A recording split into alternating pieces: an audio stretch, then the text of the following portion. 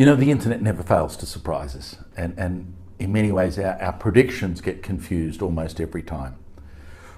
We developed IPv6 because we knew we were going to run out of v4 addresses. And we kind of had a timeline in mind because we thought we'd need these addresses in what now became v6 before we ran out of v4. That we need to go somewhere, and when the cupboard's empty in one, you've got to move to the next. Well, for APNIC, we ran out of v4 addresses back in 2011. And each of the other RIRs have progressively run out until the last one left is APRICOT. But for the world in general, we've run out.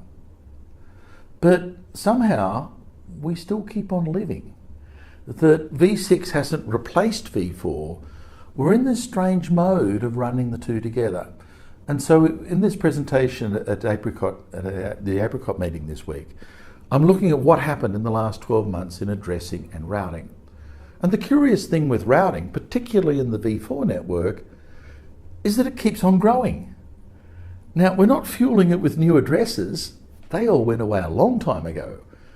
We're fueling it by slicing and dicing each of those address prefixes into smaller and smaller increments.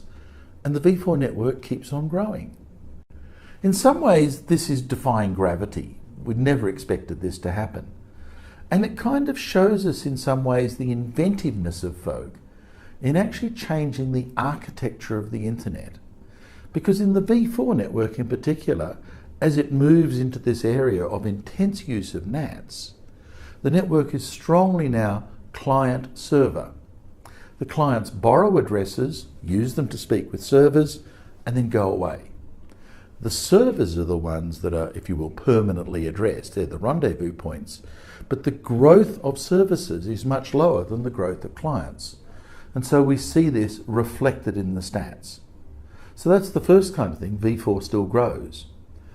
The next part is to actually look at to what extent are we mining our history and using addresses that we gave out ages ago and have laid dormant in someone's cupboard for years. And now that the squeeze is on, and the squeeze is on, are we flushing that out? And so another way of looking at this is to look at all the addresses that appeared in the routing system across 2017, every last one, and look at their age.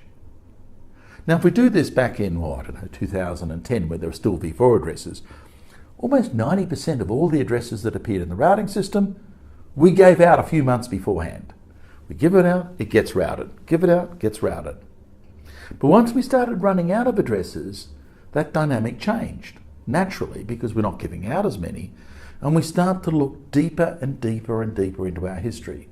And now, around 1/4 of all the addresses that we saw newly appeared in the internet this year were originally handed out more than 25 years ago.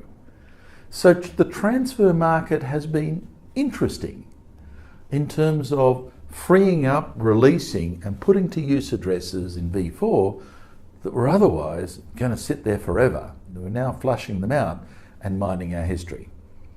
There's only so much history and there's only so much mining. I'm not sure how long this will last. But like we've always said with the v4 network, we're not sure how long this can last.